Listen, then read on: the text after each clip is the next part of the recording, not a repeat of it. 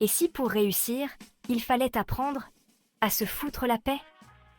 Au cœur des rangs des Navy Seals, un entraînement exténuant forge des guerriers d'élite. Parmi les nombreux tests de force physique et mentale, un se démarque, l'épreuve de la noyade.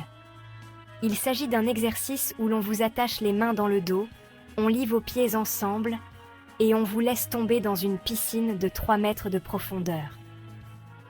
Votre tâche est de survivre pendant 5 minutes. Imaginez être jeté dans une profonde piscine, les mains liées, les pieds attachés. L'instinct naturel est de lutter contre l'attraction implacable de l'eau, de griffer désespérément la surface, de halter pour respirer. Comme pour la formation des cils en général, la plupart de ceux qui tentent l'exercice échouent, mais certains réussissent, car ils comprennent 2 leçons contre-intuitives.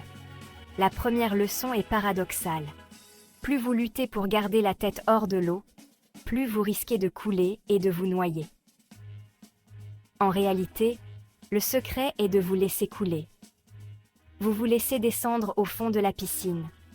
Puis, vous vous repoussez du fond pour remonter à la surface, où vous prenez une nouvelle respiration. Vous répétez ensuite ce cycle. Ainsi, de manière étrange, l'épreuve de noyade ne demande ni une force surhumaine, ni une endurance incroyable. En fait, vous n'avez même pas besoin de savoir nager. Au contraire, le drown-proofing exige que vous appreniez à ne pas nager. La deuxième est que plus vous paniquez, plus vous brûlez d'oxygène et d'énergie, augmentant le risque de perdre conscience. L'exercice, de manière tordue, transforme vos mécanismes de survie contre vous. Si vous y réfléchissez, l'habileté que requiert le drown-proofing est la capacité de se remettre à une cause supérieure. La capacité de lâcher prise face à la mort et de relâcher la prise dans les moments de stress intense. C'est une leçon de contrôle et de résilience, un témoignage du pouvoir de l'inaction calculée sur la réaction impulsive. Dans cette vidéo, je veux montrer que cette compétence n'est pas seulement essentielle pour les Navy Seals, mais qu'elle est aussi cruciale dans la vie. Le corps humain, lorsqu'il est plongé dans une lutte pour la vie ou la mort, réagit instinctivement. Le système nerveux sympathique prend le dessus, déclenchant la réaction de combat ou de fuite. L'adrénaline monte en flèche, le rythme cardiaque s'accélère, la respiration devient rapide et superficielle. Ces changements physiologiques, bien qu'essentiels pour de courtes poussées d'énergie, sont contre-productifs dans une situation de survie prolongée. L'épreuve de la noyade oblige les stagiaires SEAL à passer outre ces instincts primaires. Elle leur apprend à reconnaître la futilité d'une confrontation directe avec une force écrasante. L'eau, dans ce cas, devient une métaphore des défis et des obstacles auxquels nous sommes confrontés dans la vie. Au lieu de dépenser de l'énergie dans une lutte futile, il faut avoir une approche mesurée et stratégique. Il s'agit de comprendre la nature du défi, d'identifier le moyen le plus efficace de le surmonter et de conserver son énergie pour le long terme. La première leçon est peut-être la plus contre-intuitive. Pour refaire surface, il faut d'abord se laisser couler. Au lieu de dépenser de l'énergie à lutter contre l'attraction vers le bas, on apprend aux stagiaires à embrasser la descente. Cet abandon initial, cette volonté de lâcher prise de la surface, est crucial. Il permet aux stagiaires de conserver son énergie et de garder son sang-froid. Il s'agit de reconnaître que parfois, le chemin du succès passe par l'acceptation de revers temporaires. Dans la vie, nous rencontrons souvent des situations qui exigent une approche similaire.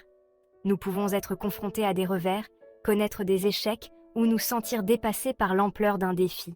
La deuxième leçon enseigne qu'il faut conserver son énergie pour le long terme. Une fois la descente initiale terminée, la phase suivante de l'épreuve de la noyade se concentre sur la conservation de l'énergie. À chaque poussée sur le fond de la piscine, le stagiaire se propulse vers le haut, prenant une inspiration rapide avant de sombrer à nouveau. C'est un cycle rythmique de descente contrôlée et d'ascension puissante, tout en minimisant les mouvements inutiles et la dépense d'énergie. Cette importance accordée à l'efficacité et à la conservation est cruciale pour la survie. Chaque once d'énergie gaspillée réduit les chances d'atteindre la sécurité. Le même principe s'applique à notre vie quotidienne. Nous disposons d'une quantité limitée d'énergie, de temps et de ressources. Parallèle dans la vie, la relation non linéaire entre l'effort et la récompense. La plupart des gens pensent que la relation entre l'effort et la récompense est linéaire. Ils croient que travailler 2 fois plus longtemps rapporte 2 fois plus de résultats, ou que passer 2 fois plus de temps avec quelqu'un fera que cette personne se sentira 2 fois plus aimée. Pourtant, dans la réalité, très peu de choses fonctionnent sur une courbe linéaire. Cependant, tout comme les éclaboussures frénétiques conduisent à l'épuisement plutôt qu'à la survie dans l'eau, des efforts incessants, sans pause stratégique, peuvent conduire à l'épuisement professionnel et à des rendements décroissants dans d'autres aspects de la vie. En fait, les courbes linéaires n'existent que pour les tâches répétitives et sans réflexion, comme remplir des formulaires, conduire une voiture ou assembler des pièces dans une usine. Dans ces cas-là, quelqu'un qui travaille 2 heures produira probablement le double de celui qui travaille 1 heure.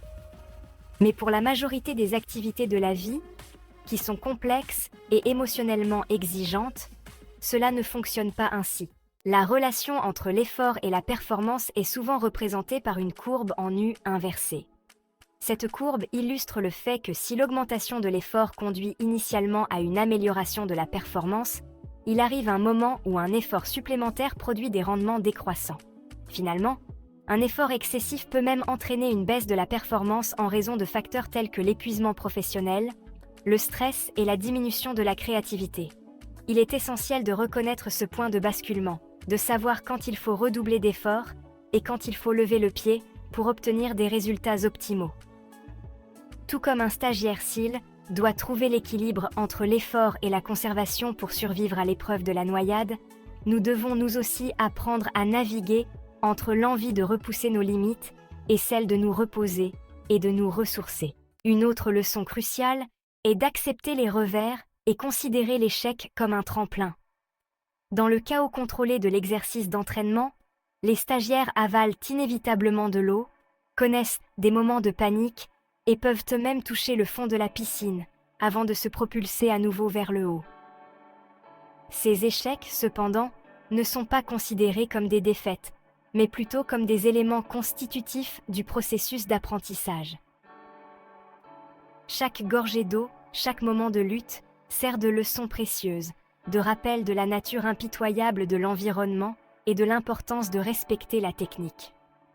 De même, dans la vie, les revers sont inévitables.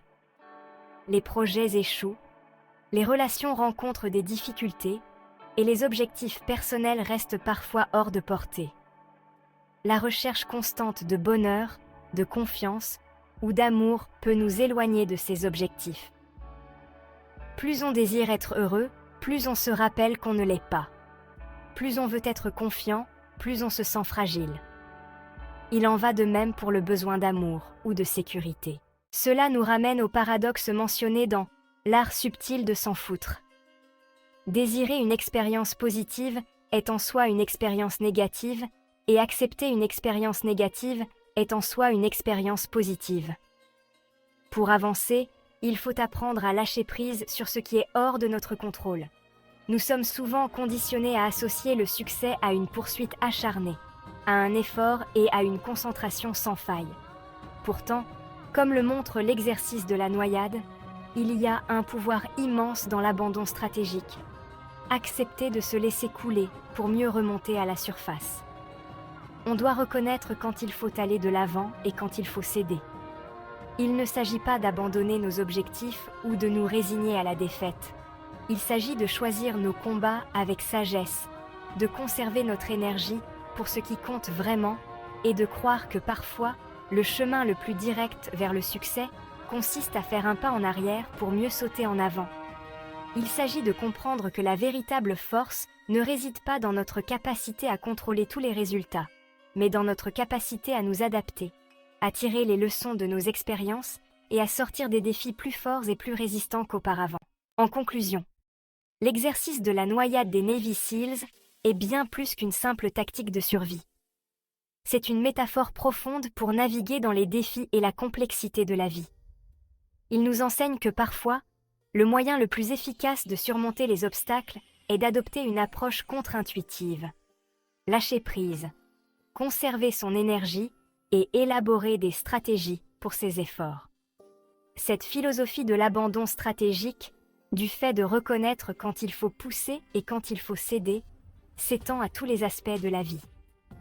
Elle nous encourage à considérer les revers comme des opportunités d'apprentissage, à trouver un équilibre entre l'effort et le repos, et à croire que parfois, le chemin le plus direct vers le succès consiste à faire un pas en arrière pour mieux sauter en avant.